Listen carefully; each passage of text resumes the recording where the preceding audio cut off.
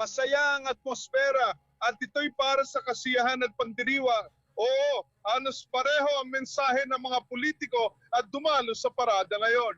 Hindi na natin kailangang isipin ang mga wala. Mapokus tayo sa mga narito. Ngayon, may record na dami ng tao at record din ng lumahok gaya ng inaasahan. Dumalo muli ngayon ang mga halal na opisyal na dati nang gumalo. Mas maaga na yung araw, pumirma si Gobernadora Catherine Hochul ng batas na dumaan sa lehislatura ng Estado upang lumika ng buffer zone sa paligid ng mga institusyong panreliyon para mapalayo ang agresibong mga nagpoprotesta.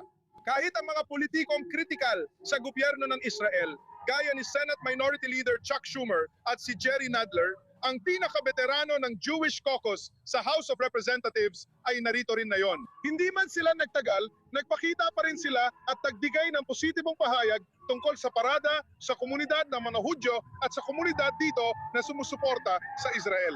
Kaya pakinggan mo, wala rito si Zora Ramdani. Lahat ng iba, narito sila at ipinagdiriwang nila ang kasiyahan na yon.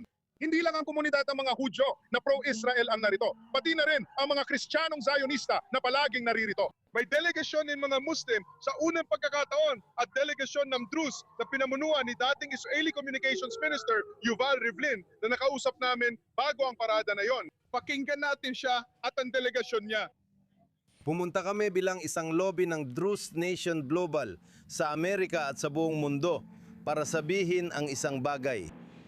Hindi nag-iisa ang Israel. Hindi lang mga Hudyo, kundi pati mga Druze, mga Kurd, at lahat ng minoriya sa gitnang silangan ay nakikiisa at sumusuporta sa Israel. Dala namin ang malaking pagmamalaki kasama ang aking grupo dito upang makibahagi sa pagsuportang ito. At gagawin namin ito araw-araw, buwan-buwan, taon-taon, magpakailanman. Hindi lang Druze ng Israel ito, pati mga Druze mula Jordan, Lebanon at Syria nagsasama-sama para sa layunin. Tama. Sa tabi ko, makikita mo ang mga Syrian Druze mula Sweden na makikibahagi sa Bendis area na sumusuporta sa Israel tulad ng pagsuporta ng Israel sa kanila. Kaya nandito kami para ipahayag ng malakas. Ang Sweden ay kasama ng Israel, ang mga Druze ay kasama ng Israel mula Lebanon, mula Syria, mula kahit saan.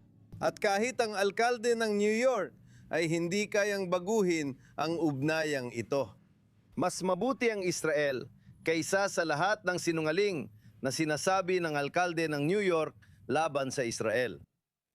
Ngayon, ang tema ng parada ay pagiging proud na Amerikano at Sionista.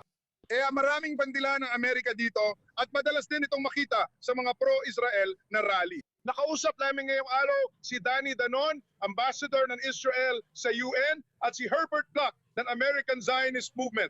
Pareho ang pananaw nila rito. Si Ambassador Danon sa United Nations, si Herbert Black at iba pa ay nagsisimula ng makakita ngayon ng mga resolusyon at higit pa, mas maraming bansa, mas marami pang mga komunidad ang nagsasabing, uy, nagsisimula na naming maintindihan na yon ang panganib na dulot ng Iran, hindi lang sa gitnang silangan, kundi pati na rin sa buong mundo. Nakita natin kung paano nila sinalakay ang rehiyon noong digmaan at nayo'y naunawaan na may papel ang Israel sa pagtatanggol ng gitnang silangan para hindi bumalik dito ang terorismo at agresyon. Kaya ulit, tema na yon, proud na Amerikano, proud na Sionista. Hindi lang ito tungkol sa mga nangyayari rito. Nangyayari rin ito sa inyo, Natasha.